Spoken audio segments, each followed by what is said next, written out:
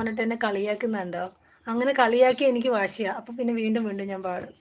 സമീറിന്റെ പാട്ട് പാടി നമുക്ക് ഓടിക്കാം കേട്ടോ. വെള്ളി നില തുള്ളികളോ കൺപീലിയിൽ